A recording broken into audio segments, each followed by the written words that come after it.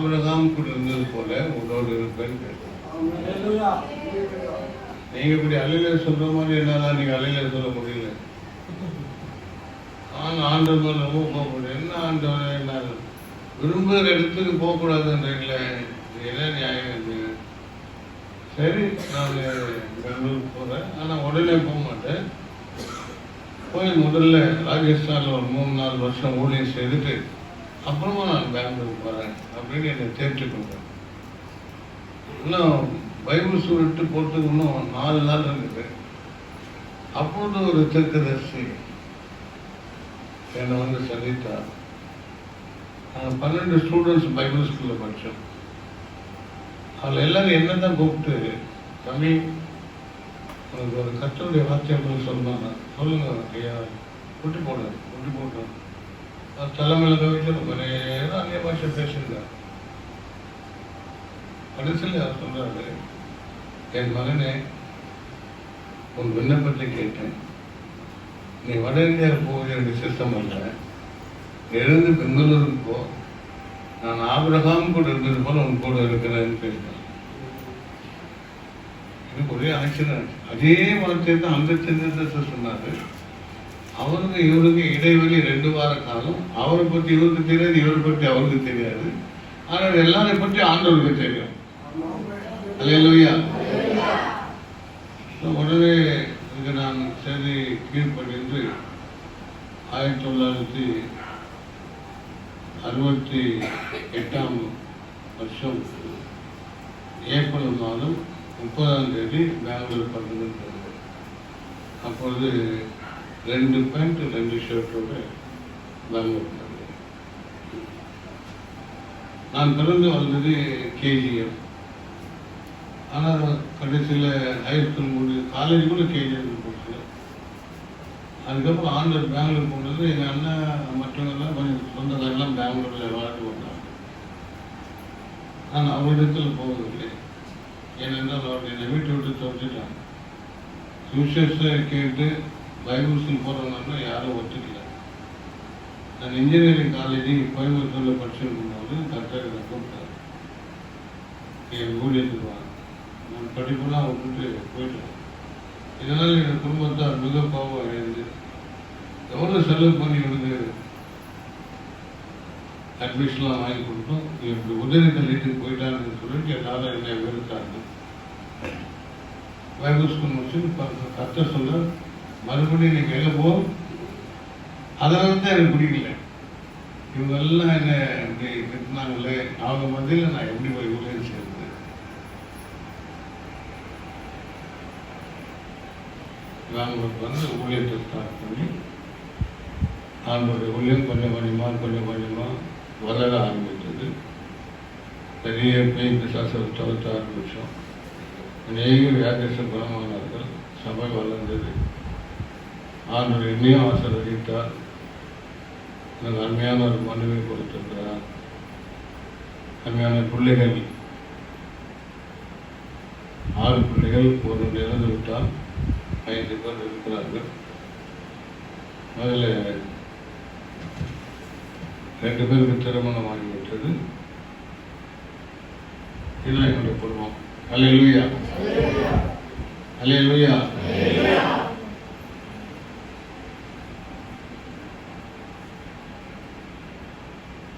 என்னுடைய மனைவியும் அவருடைய குடும்பத்தாரும் என் மூலமாக ரட்சிக்கப்பட்டார்கள். ஏன்னா அம்மாவுக்கு நான் ஞானஸ்தானம் கொடுத்தேன். எங்கள் தகப்பனார் இயேசு ஏற்றுக்கொண்டார். எங்கள் பெரிய அண்ணன்கள்லாம் இயேசு ஏற்றுக்கொண்டார்கள். எங்கள் அண்ணிகளுக்கெல்லாம் நான் ஞானஸ்தானம் கொடுத்தேன். அவங்க பிள்ளைகளுக்கெல்லாம் ஞானஸ்தானம் கொடுத்தேன். அவங்க பிள்ளைகளுக்கெல்லாம் நான் வந்து கல்யாணம்லாம் பண்ணியிருக்கேன். அல்லேலூயா. ஸோ ஆண்டவர் ஏதோ ஒரு சித்தத்தோடு என்னை பெங்களூருக்கு அனுப்பியிருக்கிறார் என்று அப்போது என் குடும்பத்தார் எல்லாருமே நீங்கள் ரட்சிக்கப்பட்டு நாங்கள் எல்லாம் ஊழியம் செய்வோம். என் அண்ணன் பசங்க எல்லாருமே ஊழியம் செய்யணும், அக்கா பசங்க எல்லாரும் ஊழியம் செய்யும். பத்மா முதலில் கேள்விப்பட்டிருக்கிறீங்களா? பத்மா முதலாளுடைய பொண்ணு என் மருமகம். நான் தான் அந்த பொண்ணை பார்த்து என் பையன் கட்டினாங்க. இன்னைக்கு அவங்கெல்லாம் கூட ஆண்டவருக்காக ஊழியம் செய்யறாங்க. என் பிள்ளைகள் ஆண்டவருக்கு ஊழியம் செய்யறாங்க, மருமகன் ஊழியம் செய்கிறான்.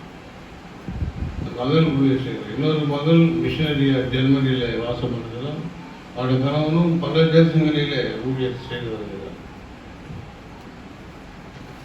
இந்த வேளையில் பாஸ்டர் சரவணன் அவர்கள் என் இதயத்துக்கு ரொம்ப பிரியமான ஒரு தம்பி.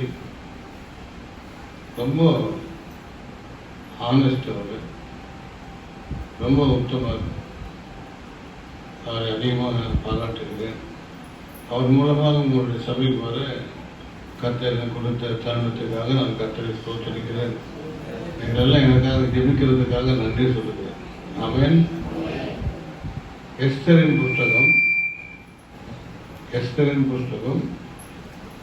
5ஆம் அதிகாரம் 2ஆம் வசனத்தை நாம் படிப்போம்.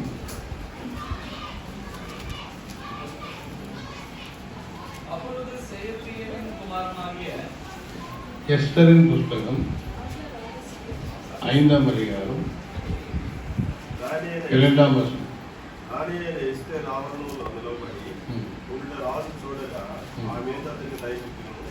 రాజు తన చేతిలో నుండి బంగారపు దండముని ఎస్తేరు దగ్గరకు వచ్చి దండం యొక్క కొనుక్కుంది. ஆமென். எஸ்தர் ராஜ சமூகத்தில் வந்திருக்கிறார். நீங்களும் நான் எங்கே வந்திருக்கிறோம்? சபைக்குள்ள மட்டும் இல்லை, இது ராஜ சமூகம். ராஜாதி ராஜாவாக இயேசு கிறிஸ்துடைய சமூகம். கர்த்தாதி கர்த்தாவாக இயேசு கிறிஸ்துடைய சமூகத்தில் வந்திருக்கிறோம். அவள் அந்த சமூகத்தில் வந்து அங்கே நிற்கிறதை ராஜா பார்க்கிறார். நல்லா கவனிங்க. ராஜா பார்த்துட்டு, எஸ்தர் ராஜாத்தியே, உனக்கு என்ன வேணும்? உன் வேண்டுதல் என்ன அப்படின்னு சொல்லும் பொழுது அவள் ராஜ சமூகத்தில் ராஜ பொது மண்டபத்தில் உங்களுக்கு கிட்ட வந்து ராஜாவுடைய கையில் ஒரு பொற்செங்கோல், பொன்னால் செய்யப்பட்ட ஒரு 1.5 அடி நீளமுள்ள ஒரு பொற்செங்கல். அந்த பொற்செங்கலை அவன் நீட்டுக்கிறான். அதை தொட்டால் தான் எஸ்தர் உயிரோடு இருப்பார். இல்லாவிட்டால் யாருக்கு பொற்செங்கலை ராஜா நீட்டாமல் இருக்கிறானோ அப்படிப்பட்ட நபர்கள் ராஜாவுடைய அழைப்பு இல்லாமல் தானாக அவருடைய சமூகத்தில் போகும் பொழுது அவர்கள் கொல்லப்படுவார்கள். ஸோ எஸ்தர் உயிரை பணயம் வைத்து, தன் ஜீவனை பணயம் வைத்து, தன் ஜீவனை கூட பெரிதாக எண்ணாமல் ராஜ சமூகத்தில் தன் ஜனத்துக்காக போகிறார். ராஜாவோட அதிசயமே அவன் என்ன செய்கிறான்? பொற்செங்கலை அவர் முன்பாக வந்து மண்டியிட்டு அந்த பொற்செங்கலை அவள் என்ன செய்கிறார்? டச் பண்ற. சொல்லுங்க, என்ன பண்ற?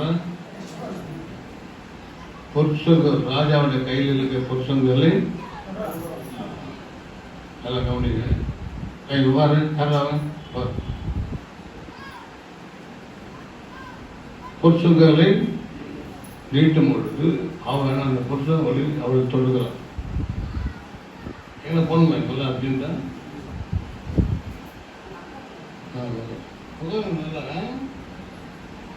நல்ல பசங்க. பொற்செங்கலை தொட்ட உடனே அதுபோல நீங்களும் நானும் இயேசு இருதயத்தை தொட வேண்டும். யார் இருதயத்தை தொட வேண்டும்? இயேசு இருதயத்தை டச் பண்ண. உங்களை குறித்து இயேசு ஆச்சரியப்படும். அல்லேலூயா. ஒரு தடவை தேவன் உலகத்தையே அழிக்க முற்படுகிறார். உலக ஜனங்கள்லாம் கெட்டு போயிட்டாங்கன்னா கண்டிப்பா இவங்களை எல்லாம் அதம் பண்ணி போடுவேன், அழித்து விடுவேன் என்று சொல்லி தீர்மானம் பண்ண பொழுது அவ்வளவு ஜனத்தொகையில் ஒருவன் மட்டும்தான் தேவன் இருதயத்தை தொட்டான். அவன் பேர் தான் நோவா. யாரு? நோவா நீதிமானம். சரியா? நோவா பத்தி என்ன இருக்குது? நோவா நீதிமானம், யதார்த்தம் உள்ளவன், உத்தமனும் என்ன ఆదియాగము 6వ అధ్యాయం படிங்க. యెహోవా ఈ తరము వారిలో నీవే నా ఎదుట నీతిమంతుడుగా ఉండే நீதிமானாய் கண்டேன். பார்த்தீங்களா? அவனுடைய நீதியினால இருதயத்தை தொட்டான். அல்லேலூயா. நம்முடைய நீதியினால தேவனுடைய இருதயத்தை நாம் டச் பண்றோமா? நம்முடைய உத்தமம் அவரை டச் பண்ணுகிறதா? நம்முடைய யதார்த்தம் அவருடைய இருதயத்தை தொடுகிறதா? நாம் ரட்சிக்கப்பட்டிருக்கிறோம், ஞானஸ்தானம் பெற்றிருக்கிறோம், பாடல்களை பாடுகிறோம், ஆவி பெற்றிருக்கிறோம், நடனமும் ஆடுகிறோம். ஆனாலும் தேவனுடைய இருதயத்தை தொடக்கூடியவர்களாக நீங்கள் மாறாவிட்டால் தேவனுடைய அற்புத கிரியையை நீங்கள் பார்க்க முடியாது. உங்க வாழ்க்கையில் தேவனுடைய அற்புதத்தை காண வேண்டுமானால் தேவனுடைய இருதயத்தை நீங்கள் டச் பண்ண வேண்டும்.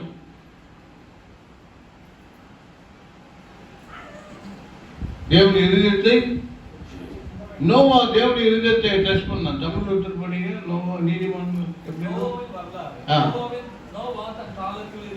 தன் காலத்தில் இருந்தவர்களுக்குள்ளே நீதிமானும் உத்தமனுமா இருந்தான். மூன்று விஷயம். நோவா உத்தமனா இருந்தான், நீதிமானா இருந்தான். அது மட்டும் போதவில்லை, அவன் தேவனோடு சஞ்சரித்துக் கொண்டிருந்தான். அல்லேலூயா. தேவனும் அவனும் நண்பர்களாக வாழ்ந்தார்கள். தேவன் அனுதினமும் அவனோடு கூட சம்பாஷித்து இருக்கிறார். இவனும் அனுதினமும் தேவனுடைய சாயலை காண்கிறவனாக இருந்தான். அல்லேலூயா. ஆகையினாலே இந்த இவ்வளோ அழிந்து போகிற அத்தனை ஜனங்களுக்குள்ளே நோவா தேவனுடைய இருதயத்தை டச் பண்ணினான். அதனால் அவன் கிடைத்த வெகுமானம் என்னவென்றால் அந்த பேரழிவில் இருந்து அவனும் அவனுடைய குடும்பமும் காப்பாற்றப்பட்டார்கள். அல்லேலூயா. கரங்களை தட்டி கர்த்தரை மகிமைப்படுத்துவோம். நீங்களும் தேவனுடைய இருதயத்தை டச் பண்ணுவீர்களானால் உங்களுடைய உண்மையிலே, உங்களுடைய கீழ்ப்படிதலிலே, உங்களுடைய உத்தமத்திலே நீங்கள் தேவனுடைய இருதயத்தை தொடும் பொழுது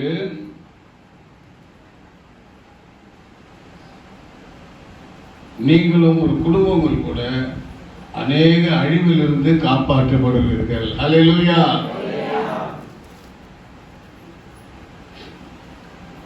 நான் நிறைய சொல்லுவேன், நிறைய சாட்சி சொல்லுவேன். தேவனுக்கு முன்பாக உண்மை உத்தமமா இருக்கும் பொழுது எத்தனை விதமான ஆபத்துக்கள் பொல்லாப்புகள் வந்தாலும் நாம் காப்பாற்றப்படுவோம். அல்லேலூயா. நோவாவும் அவருடைய மனைவியும் அவருடைய 3 குமாரர்களும் அவருடைய 3 மருமகள்களும் ஆக மொத்தம் 8 பேர் மனிதர் மாத்திரமே அந்த பேழையினாலே ரட்சிக்கப்பட்டார்கள். காரணம் என்ன தெரியுமா? ஒரு மனுஷனால. உங்கள் ஒருவருடைய நீதினால உங்களோட குடும்பம் ரட்சிக்கப்படும். உங்க குடும்பத்தில் அற்புதத்தை பார்ப்பீங்க. உங்க குடும்பங்கள் தப்பி வைக்கப்படும்.